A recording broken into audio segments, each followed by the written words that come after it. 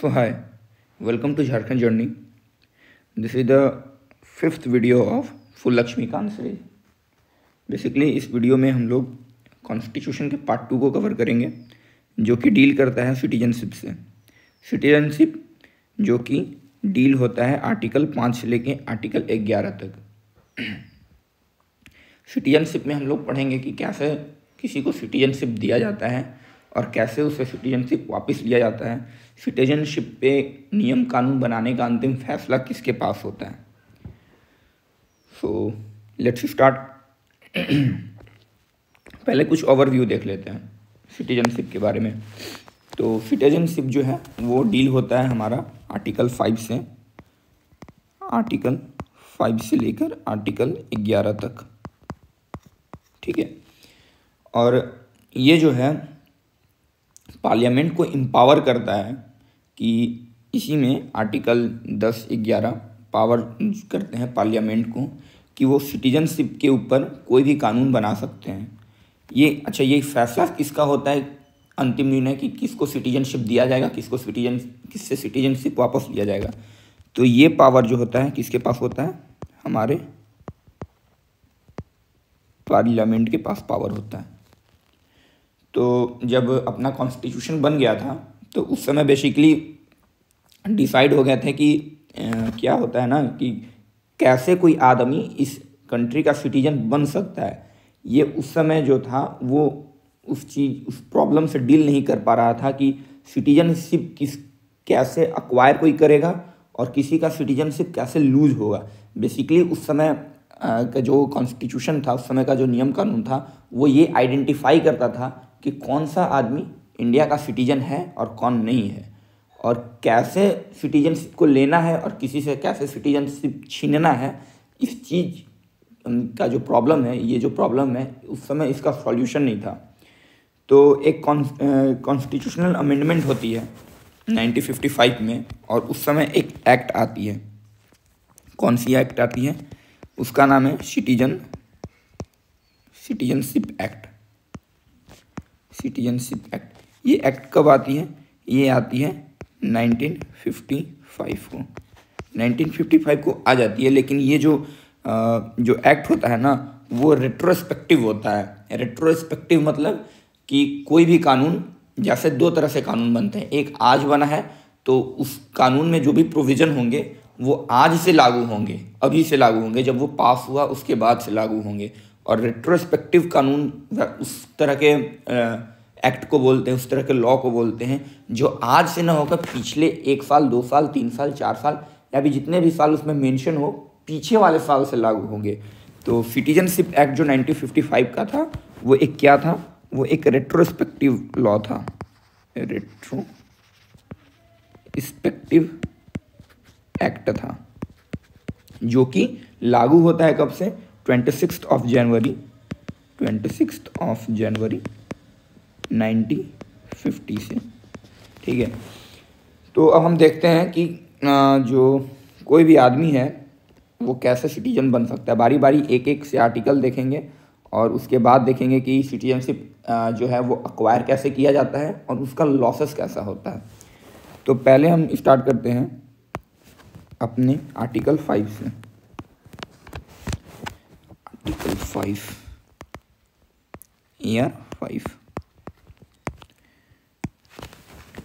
5 कहता है, आर्टिकल 5 कहता है कि person will be citizen of India. वैसे लोग इंडिया के सिटीजन माने जाएंगे। Person will be citizen of India if he was born on 26 जनवरी 1950, या फिर उससे पहले इंडिया में बॉर्न हुआ हो, या फिर उसके माँ या बाप जो हो वो यहाँ पे पैदा हुए हो। और जो उस समय क्या था ना कि अगर माँ और बाप दोनों यहाँ पैदा नहीं हुए हों तो बस अगर केवल बाप ही यहाँ पैदा हुआ है उसका, और उसकी माँ जो है अगर वो जो 26 जनवरी 1950 से पहले 5 साल तक यहाँ रही है, कॉन्स्टिट्यूशन लागू होने से पहले 5 साल तक कंटिन्यू यहाँ पे रही है, तो उनके बच्चों को या फिर उनको हम लोग इंडिया का सिटीजन मानेंगे। तो ये क्या हो गया, तो इसको हम लोग लिखते हैं person will be citizen of India, person will be citizen of India if देखिए, इफ के साथ कंडीशन क्या होता है, इफ के साथ एक कंडीशन है, इफ ही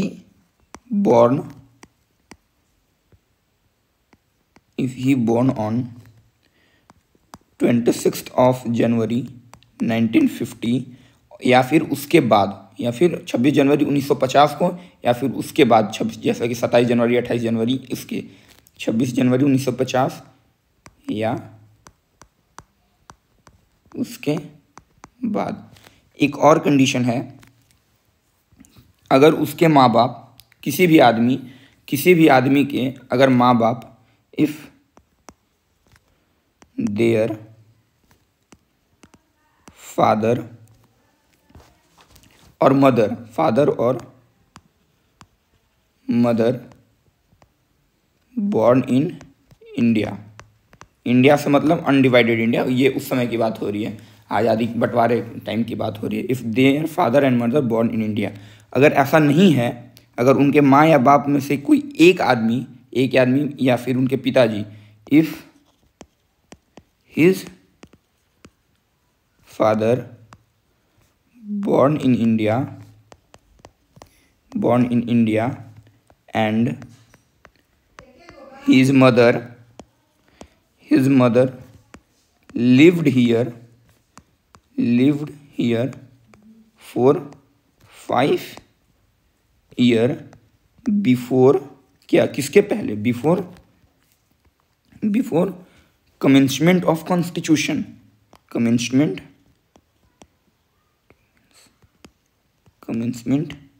of constitution। तो आर्टिकल 5 क्या बोलता है?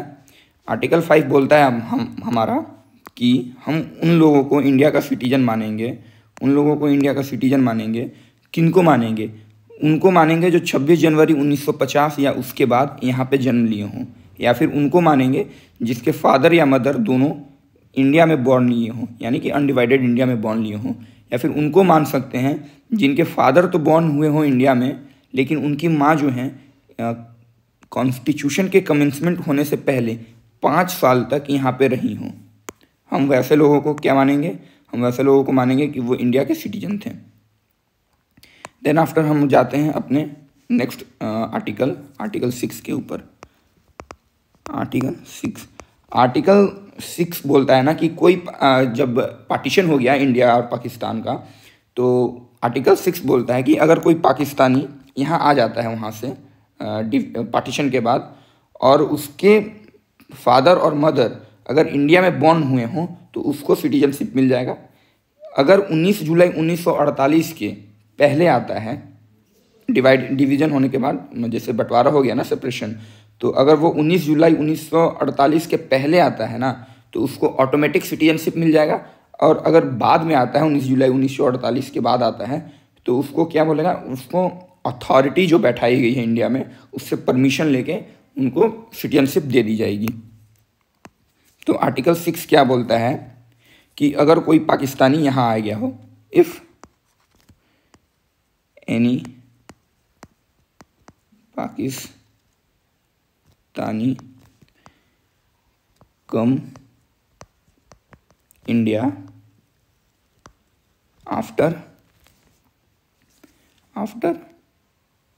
बंटवारा,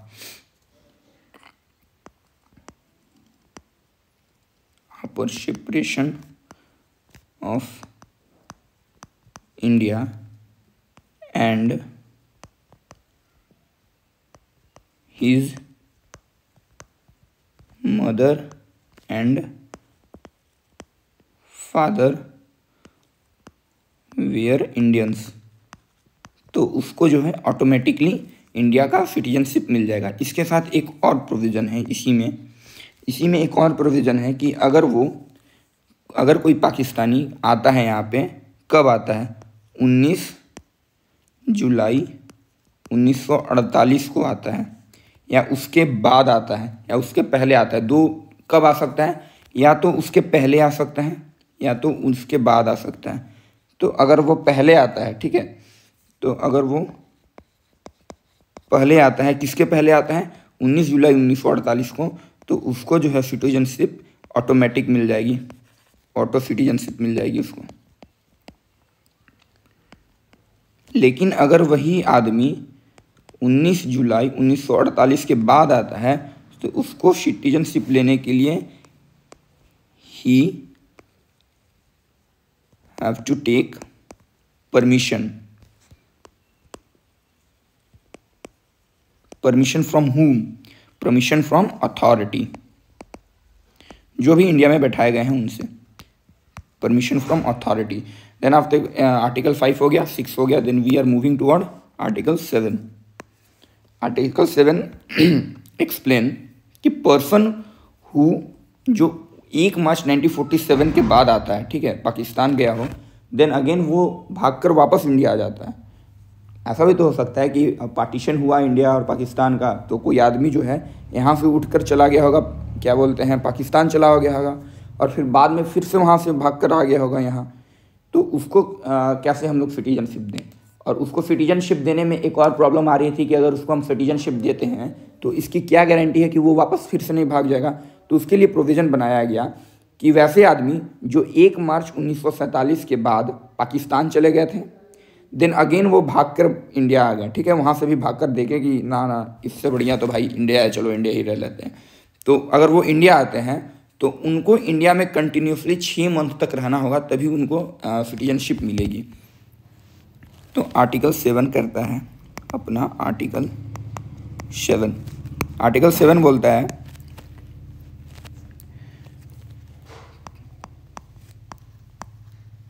person who flew to Pakistan on और आफ्टर कब गया था वो, तो 1 मार्च 1947, 1 मार्च 1947, और देन अगेन वो वहाँ से भागकर वापस आ जाता है। अगर फिर से वापस आ जाता है ना वो, अगर फिर से वापस आ जाता है तो बिफोर उसको सिटीजनशिप ग्रांट करने से पहले he will must have to live in India continuously for 6 month. तो he must live in India continuously for 6 month, तब जाके उसको इंडिया का परमानेंट सिटीजनशिप मिलेगा। Then moving to the next article which is article 8। Article 8 explain that anyone whose mother and father or grandparents are born in India, they can acquire citizenship by diplomatic way।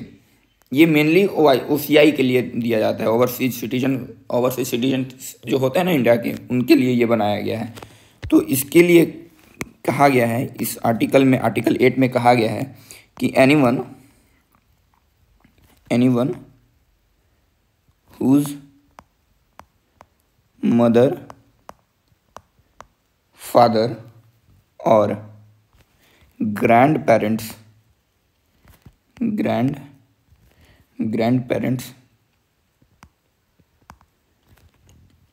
are born in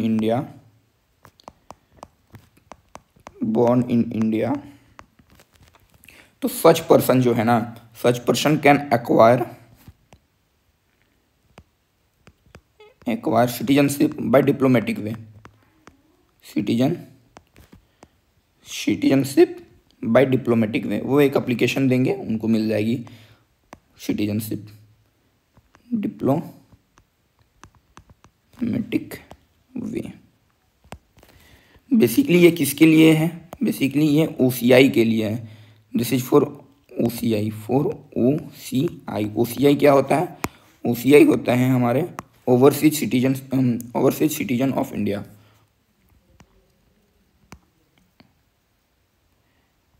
overseas citizens of India, ये उनके लिए है। Moving to the next article, article 9। आर्टिकल 9 क्या बोलता है, article 9 article नहीं क्या बोलता है कि हमारे जो देश में है वो डुअल सिटीजनशिप नहीं चलेगा। मतलब कि आप इंडिया का भी ले लो, आप पाकिस्तान का भी ले लो, आप अमेरिका का भी ले लो, ये वाला स्थिति नहीं है। यहाँ पे एक ही सिटीजनशिप मिलेगा आपको। अगर आप दूसरे कंट्री के, फॉरेन कंट्री के सिटीजनशिप एक्वायर करते हो तो आपका इंडिया का सिटीजनशिप ऑटोमेटिकली क्या हो जाएगा, ख़त्म हो जाएगा। तो ये है नो डुअल सिटीजनशिप होता है ये। तो आर्टिकल 9 क्या बोलता है, नो डुअल सिटीजनशिप। आप दो देश के सिटीजनशिप एक साथ धारण नहीं कर सकते हैं। अगर आप इंडिया के हैं तो इंडिया के हैं, आप फॉरेन जाइए इंडियन पासपोर्ट पे, वहाँ काम कीजिए, जो करना है कीजिए, वापस आइए।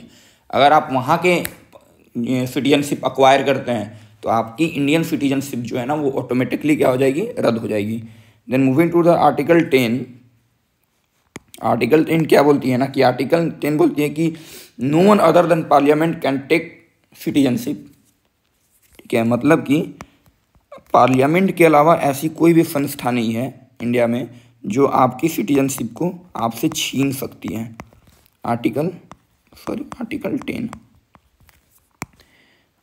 10। तो ये क्या हो गया, यानी कि no one other than parliament can take citizenship. किसी भी आदमी से पार्लियामेंट के अलावा ऐसा कोई भी संस्था नहीं है जो उससे उसका सिटीजनशिप ले सकता है। एक लास्ट आर्टिकल बचता है, आर्टिकल 11। आर्टिकल 11 क्या बोलता है, आर्टिकल 11 बोलता है कि parliament can make any kind of rule on citizenship. Citizenship पे कोई भी नियम कानून बनाने का अंतिम अधिकार और सारा अधिकार किसके हाथों में है, वो है पार्लियामेंट के हाथों में है। तो ये कहता है आर्टिकल 11 कि parliament can make any kind of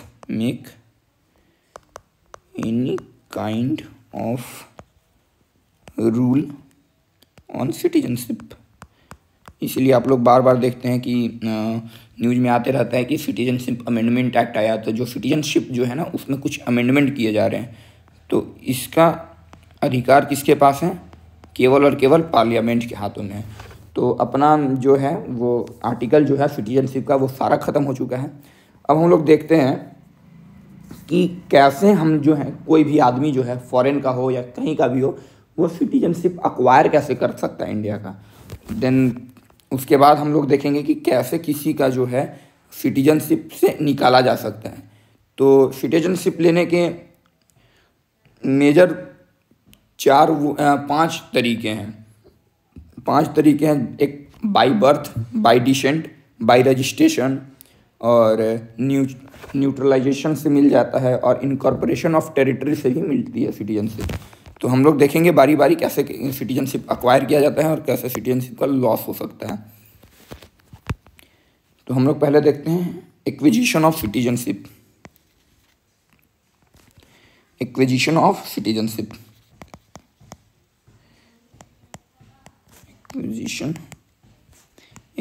हम लोग पहले देख लेते हैं, उसके बाद देखेंगे एक्विजिशन के बाद देखेंगे कैसे किसी को सिटीजनशिप डिप्राइव किया जा सकता है या लॉस होता है सिटीजनशिप का।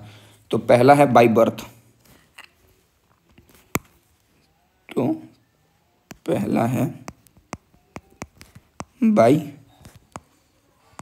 जन्म के आधार पर किसी को नागरिकता कैसे मिलती है, बाय बर्थ। तो बाय बर्थ के लिए है ना कि 26 जनवरी 1950 से लेके 1 जुलाई 1987 के जो भी भारत में पैदा हुआ होगा वो इंडिया का सिटीजनशिप उसको बाय बर्थ मिल जाएगा।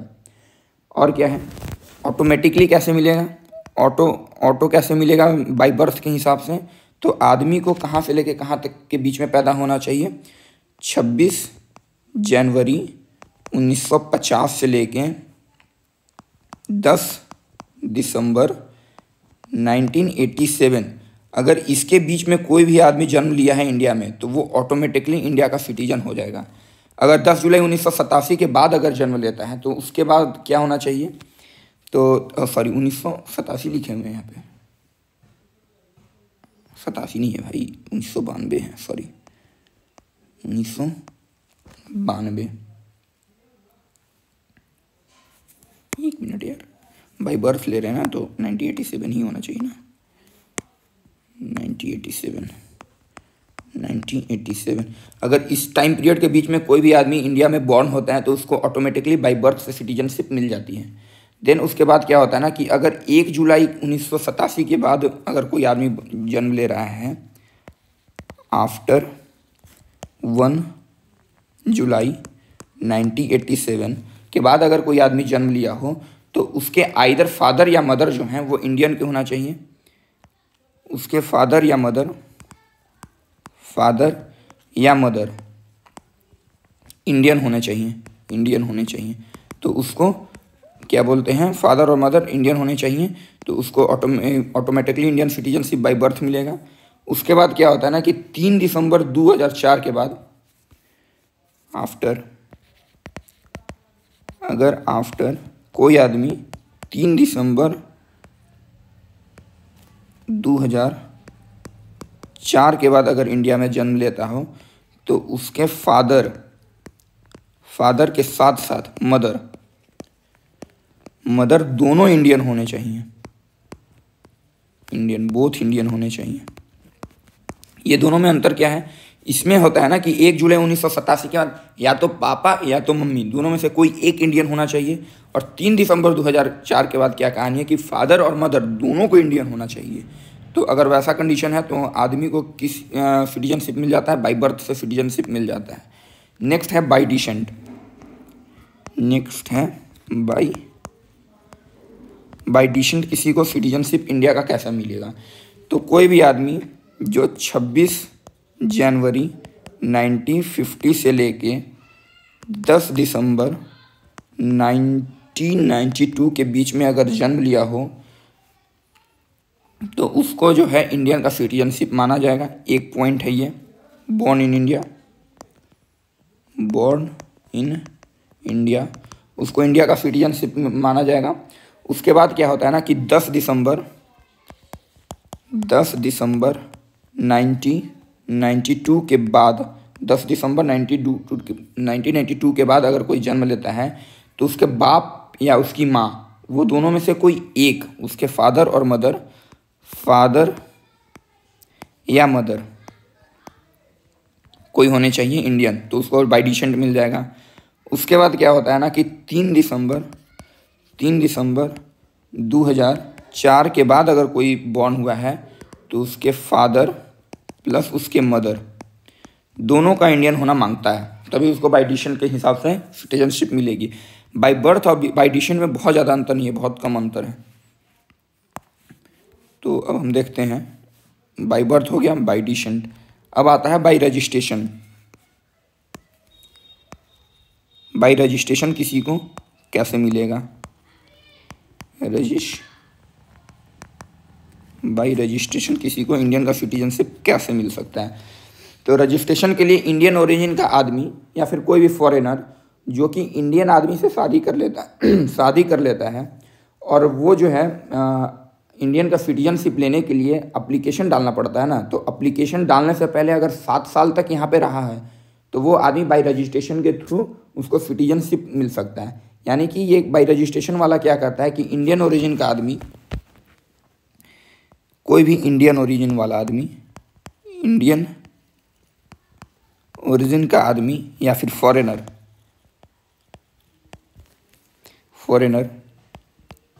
इंडियन ओरिजिन वाला आदमी किससे शादी करेगा, फॉरेनर से शादी करेगा। फॉरेनर किससे शादी करेगा, इंडियन आदमी से करेगा। तो अगर इस दोनों केस में अगर जो बंदा है जिसको इंडियन का सिटीजनशिप चाहिए वो अप्लीकेशन डालने से पहले 7 साल तक यहीं रहा हो, तो जो अप्लीकेंट है हमारा, applicant should lived in India for कितने वर्ष, 7 years बिफोर मेकिंग या before applying, before making application, before making application, ये हो गया।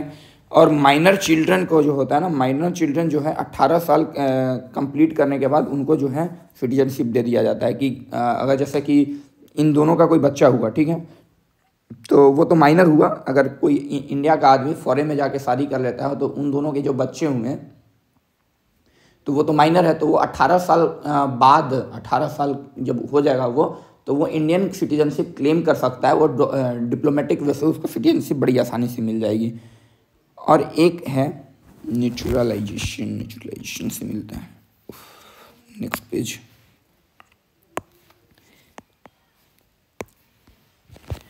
एक और वे है जिससे सिटीजनशिप मिलता है आदमी को।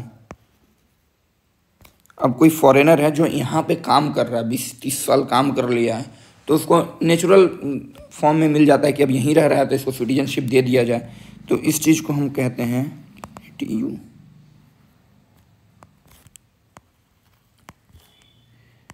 नेचुरलाइजेशन वे से उसको कैसे मिलेगा। तो पर्सन जो एप्लीकेंट है ना हमारा, तो जो एप्लीकेंट है तो पर्सन उसको 14 साल तक जो है इंडिया में रहना होगा, तब उसको इस माध्यम से सिटीजनशिप मिलेगा। तो पर्सन मस्ट बी लिव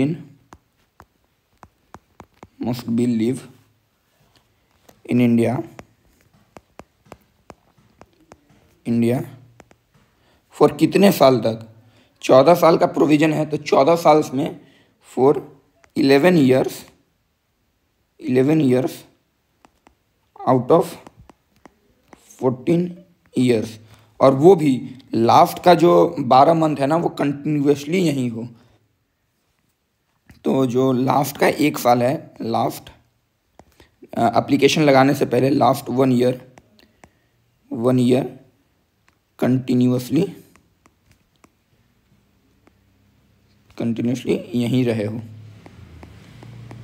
यहीं रहा हो, उसको मिल जाएगी इंडियन का सिटीजनशिप। और एक बहुत ही रेयर किस्म का है जिसको हम लोग बोलते हैं इनकॉर्पोरेशन ऑफ टेरिटरी। जैसे कि कल के दिन मान लीजिए हम अपने बेटे पे चढ़ जाते हैं, क्या हो भाई अब आ जाओ, घर पे आ जाओ, तो वहाँ के लोग हैं तो उनको सिटीजनशिप देना है, तो उनको सिटीजनशिप हम लोग देते हैं इनकॉर्पोरेशन ऑफ टेरिटरी के माध्यम से। इन कॉर्पोरेशन ऑफ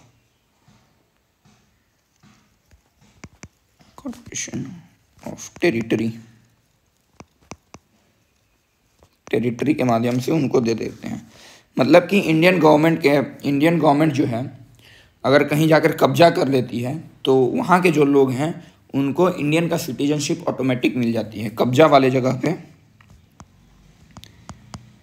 कहीं पे अगर कब्जा कर लिए हैं तो वहाँ के जो लोग होंगे ना, वहाँ के लोग कहाँ जाएंगे, वहाँ के लोग, तो वहाँ के लोगों को इंडियन पार्लियामेंट जो है वो सिटीजनशिप दे देती है। देन अब हो गया सिटीजनशिप कैसे दिया जाता है। अब देखते हैं कि सिटीजनशिप कैसे लिया जाता है, कैसे किसी से छीन सकते हैं हम सिटीजनशिप। तो सिटीजनशिप का लॉस देखो, बहुत ही शानदार चैप्टर है। लॉस कैसे होता है, लॉस 3 तरह से होता है। एक होता है रिन्यूएशन, एक होता है टर्मिनेशन, एक होता है डिप्रीवेशन। तो इसका 3 फैक्टर हैं। एक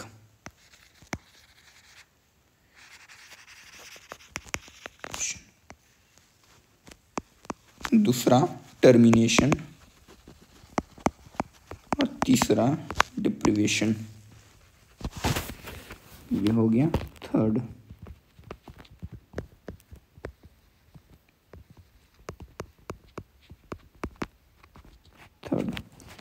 बारी बारी से देखते हैं तीनों में क्या क्या अंतर है।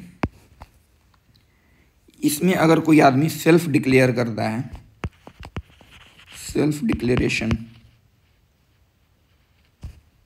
डिक्लेयर कर देता है कि ना जी ना, अब हम आपके सिटीजन नहीं रहना चाहते हैं, तो मत रहो भैया, उसका सिटीजनशिप चला जाएगा। वो एक एप्लीकेशन लिख के देगा, उसका सिटीजनशिप ले लिया जाएगा। टर्मिनेशन, अगर कोई आदमी जो है वो गलत तरीके से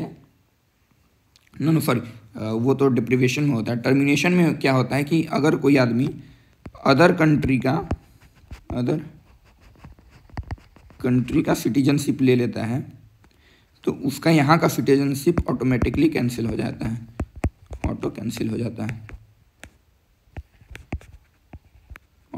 उसका सिटीजनशिप हो जाता है। डिप्रीवेशन में क्या होता है कि अगर कोई गलत तरीके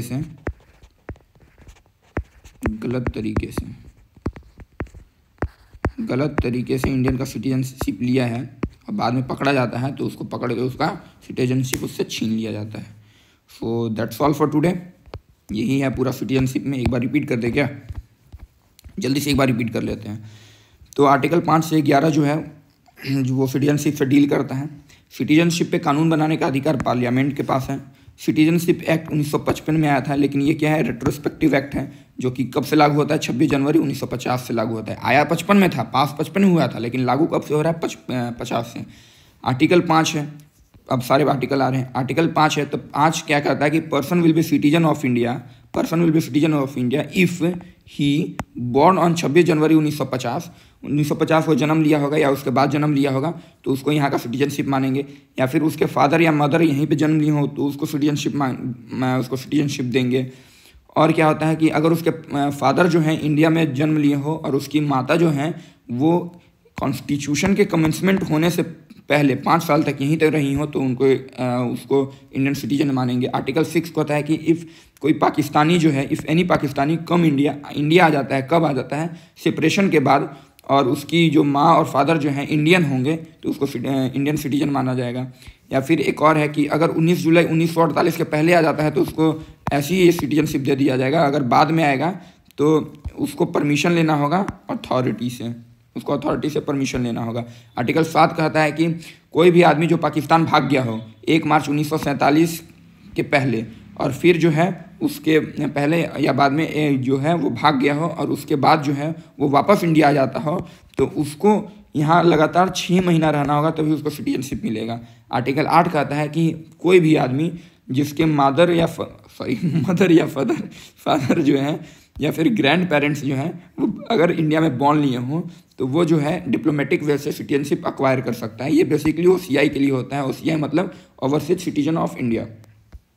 आर्टिकल 9 कहता है कि नो डुअल सिटीजनशिप, वही जो डिप्रीवेशन हम लोगों ने देखा ना यहाँ पे, टर्मिनेशन की, जैसे कि कोई अदर कंट्री का अगर सिटीजनशिप अक्वायर करता है तो उसका जो सिटीजनशिप है यहाँ का ऑटोमेटिकली कैंसिल कर दिया जाएगा। तो वही ये जो है नो डुअल सिटीजनशिप ये इम्प्लीफाई करता है। आर्टिकल 10 जो होता है कि कोई भी आदमी, पार्लियामेंट के अलावा कोई भी संस्था या फिर कोई भी आदमी के पास ये पावर नहीं है कि आपसे आपका सिटीजनशिप छीन सके। आर्टिकल 11 बोलता है कि पार्लियामेंट जो है वो उसके पास लास्ट अधिकार है सिटीजनशिप से रिलेटेड किसी भी नियम और कानून को बनाने के लिए। अब देखते हैं कि सिटीजनशिप अक्वायर कैसे करते हैं। तो अक्वायर कर सकते हैं बाय बर्थ में आपको ऑटोमेटिकली सिटीजनशिप मिल जाएगा अगर आप 26 जनवरी 1950 से लेकर 10 दिसंबर 1987 के बीच में पैदा हुए हों। उसके बाद अगर 1 जुलाई 1987 के बाद अगर आपके जन्म हुआ हो तो आपके फादर या मदर दोनों में से कोई अगर इंडियन होगा तो आपको बाय बर्थ सिटीजनशिप दे दिया जाएगा। अगर 3 दिसंबर 2004 के बाद आपका जन्म हुआ है तो आपके मदर और फादर अगर दोनों इंडियन हैं तभी आपको बाय बर्थ सिटीजनशिप मिलेगा। बाय डिसेंट में होता है कि 26 जनवरी 1950 से लेकर 10 दिसंबर 1992 के बीच में अगर आप जन्म लिए हो तो आपको सिटीजनशिप दे दिया जाएगा। 10 दिसंबर 1992 के बाद अगर आपका जन्म हुआ हो तो आपके फादर या मदर में से कोई एक यहाँ का होना चाहिए। अगर 3 दिसंबर 2004 के बाद आपका जन्म है तो फादर और मदर दोनों का यहीं का होना चाहिए। और रजिस्ट्रेशन के माध्यम से आदमी ले लेता है। रजिस्ट्रेशन के माध्यम से अगर कोई इंडियन ओरिजिन का आदमी फॉरेनर से शादी कर लेता है या फॉरेनर से शादी कर लेता है तो अगर वो फॉरेनर जो है वो क्या बोलते हैं कि अप्लाई करना चाहता है, इंडियन सिटीजनशिप लेना चाहता है तो उसको अप्लीकेशन देने से पहले 7 सालों तक यहीं इंडिया में रहना होगा तभी वो अप्लीकेशन दे सकता है। और नेचुरलाइजेशन के हिसाब से अगर पर्सन जो है वो 14 साल तक इंडिया में रहा हो, 14 साल तक अगर वो इंडिया में हो और 14 में से कम 11 साल तक इंडिया में रह गया हो और 11 में से वो एक जो साल है ना लास्ट ईयर जिस समय वो अप्लीकेशन दे रहा है तो वो जो 1 साल है 12 महीना वो कंटिन्यू अगर क्या बोलते हैं इंडिया में ही बिताया हो तो वो जो है वो अप्लाई कर सकता है सिटीजनशिप के लिए, उसको सिटीजनशिप मिल जाएगा। एक और है कि जैसा कि कल के दिन हम गए, अब किसी पड़ोसी के यहाँ कब्जा कर लिए, तो वहाँ के लोग अब कब्जा कर लिए, तो उनको उस पाकिस्तानी को कब्जा कर लिए, तो अब तो वो पाकिस्तान के नहीं रहे, वो तो अब हमारे क्षेत्र में आ गए, तो उनको सिटीजनशिप कैसे मिलेगा? तो उनको सिटीजनशिप मिलेगा, हम ऑटोमेटिकली उनको पार्लियामेंट दे देती है इनकॉर्पोरेशन ऑफ टेरिटरी के हिसाब से, उनको हम लोगों ने रखा है, तो भाई ऑब्वियस सी बात है वो अब हमारे लोग हैं। लॉस क्या होता है? तो लॉस सिटीजनशिप का 3 हिसाब से हो सकता है, रिन्यूएशन, टर्मिनेशन, डिप्रीवेशन। रिन्यूएशन में क्या होता है कि आदमी खुद से अप्लीकेशन लिख के देता है कि हाँ भैया अब हम आपके नहीं रहना चाहते हैं, हम फॉरेन कंट्री के क्या बोलते हैं सिटीजनशिप लेने वाले हैं, तो हम अपना सिटीजनशिप छोड़ते हैं, सेल्फ डिक्लेरेशन कर देते हैं। टर्मिनेशन वही देखें कि अगर कोई आदमी जो है वो दूसरे कंट्री का सिटीजनशिप एक्वायर करता है, तो उसका जो है यहाँ का इंडियन सिटीजनशिप रद्द कर दिया जाएगा। डिप्रीवेशन में क्या होता है कि अगर कोई आदमी गलत तरीके से इंडियन सिटीजनशिप एक्वायर किया है, पकड़े जाने पर उसका क्या बोलते हैं सिटीजनशिप ख़त्म कर दिया जाएगा। So that's all for today. अगले दिन मिलेंगे हम लोग नए चैप्टर के साथ, तो पार्ट 3 कवर करने वाले हैं। पार्ट 3 में हमारा क्या आएगा? Fundamental right. Fundamental right basically article 12 से लेकर 35 तक कवर होता है, तो उसको भी देखेंगे। तब तक के लिए अगर ये स्लाइड जो है, ये क्या स्लाइड जो है, अगर आपको चाहिए तो प्रैक्टिस के लिए या फिर सेल्फ स्टडी के लिए, तो ये टेलीग्राम से आप डाउनलोड कर सकते हैं। अगर टेलीग्राम का लिंक नहीं मिल रहा है तो यहाँ डीएम कीजिए, यहाँ पे आपको लिंक प्रोवाइड की जा रही है। भाई इससे डिटेल में ना सिटीजनशिप से इससे ज़्यादा कुछ क्वेश्चन आ ही नहीं सकता है। तो अगर आप कंटिन्यूअसली 1 महीना साथ में हो ना, तो आपका पॉलिटी इतना बढ़िया हो जाएगा ना भैया कि किसी भी एग्जाम में आप बैठो ना, तो बस एक रिवीजन से उस एग्ज़ाम को क्लियर कर सकते हो। भाई आपका पॉलिटी का क्वेश्चन तो नहीं छूटने वाला है, आई एम प्रीटी श्योर। तो बने रहिए और उन दोस्तों को ये शेयर कीजिए जो किसी भी पेपर की प्रिपरेशन कर रहे हैं, या फिर कोई सेंसिबल आदमी है भाई, जिसको पता होना चाहिए ना कि उसका सिटीजनशिप कैसे लिया जाएगा, कैसे दिया जाता है, हमारा देश कैसे गवर्न होती है। इन चीज़ों को अगर कोई जानने का आदमी है तो उसके साथ शेयर कीजिए। मिलते हैं नेक्स्ट वीडियो में। अगले वीडियो में हम लोग फंडामेंटल राइट कवर करेंगे, सारा फंडामेंटल राइट कवर करेंगे। सारा फंडामेंटल राइट भाई बहुत ज़्यादा हो जाएगा, तो कुछ टुकड़े टुकड़े में करके उसको करेंगे। बेसिकली 12 से लेकर 35 फंडामेंटल राइट्स हैं, उनको उनके अंदर भी सेक्शन वाइज सेक्शन है, तो सब चीज़ को डील करना होगा ना, तो इसको लंबा जाएगा, 1 घंटा का वीडियो बन जाएगा। तो देखते हैं जैसा होगा किया जाएगा। Thank you, have a good day.